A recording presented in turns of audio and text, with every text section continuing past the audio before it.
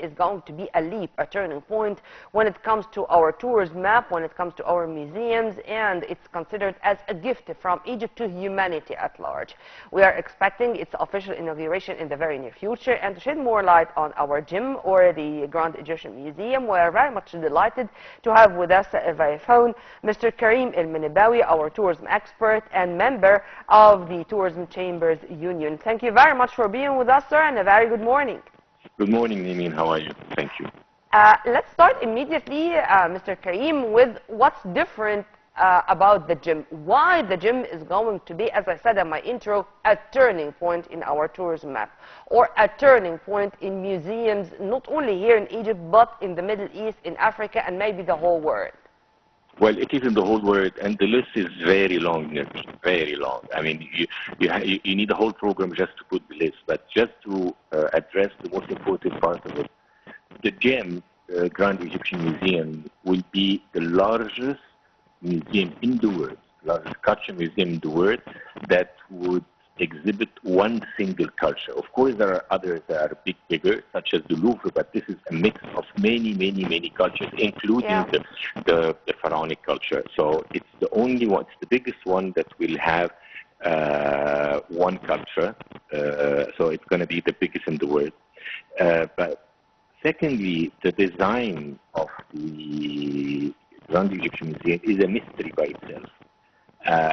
It's not, for instance, straight line. Its line goes with an angle that goes with the angle of the three pyramids next to each other, which is very few people know about that. I mean, it has so many individual things that within his architect that really put him on top of many.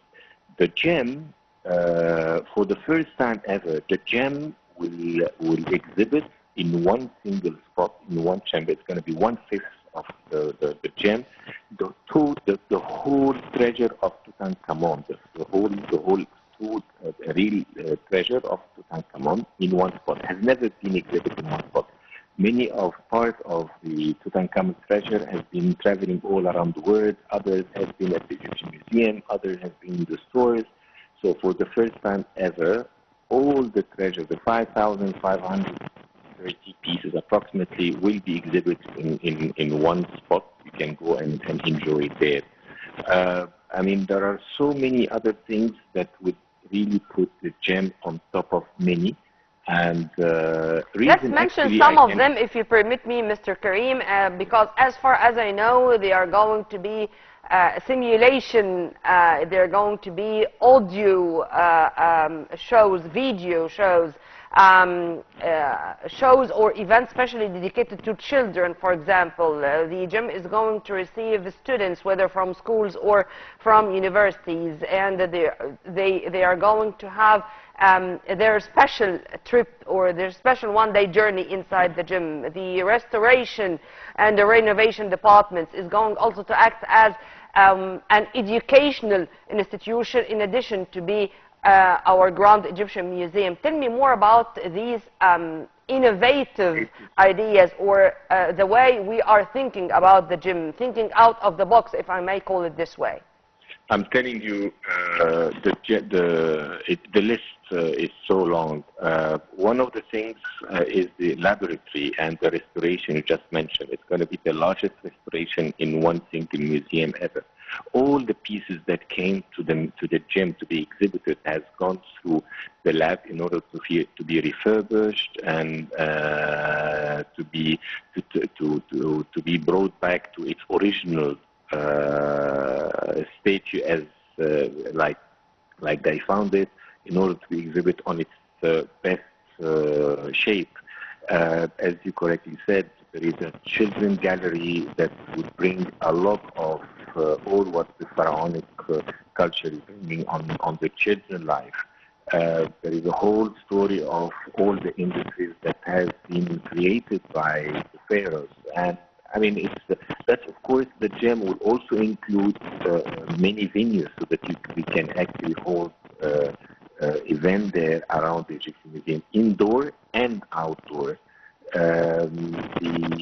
The gym, they have been decided also to put some shops around the gym that will exhibit the modern brand that Egypt has created. So it's not only the past, but it's also the future and the present.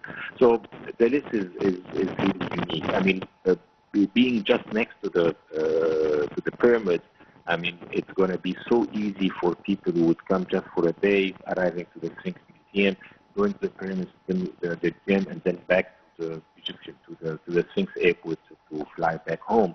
So a one-day trip, which has never been a possibility for those who cannot spare lots of time. So between logistics, between history, between modernism, I mean, the gym has them all. Yeah. But, sir, when we are talking about such a huge mega project like the gym, I think the preparations ahead of its official inauguration should be also that huge. And since the mummy parades, I think we have made it difficult even for us, because the mummy parade was such a celebration, was such an event.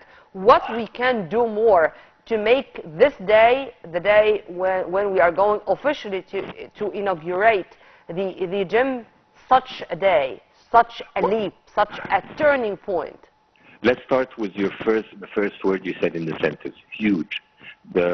Just to address how big is the gym is 5 times as big as the Egyptian National Museum. So just to give you an idea what's the inside. So the whole Egyptian museum would be just 1/5 of the gym. So this is how to show how big it is. Secondly, I second what you just mentioned, the golden parades, the money that transferred the money from the National Museum to the Civilization Museum was such an event that the whole world talked about. We have done also a second experience with the opening of the Karnak, of the alley, the Sphinx alley between Karnak and Sphinx, and that also took a huge, beautiful image overseas that was beautifully done. The gem will be no less. The gem will be much bigger. The plan for the events are still very discreet.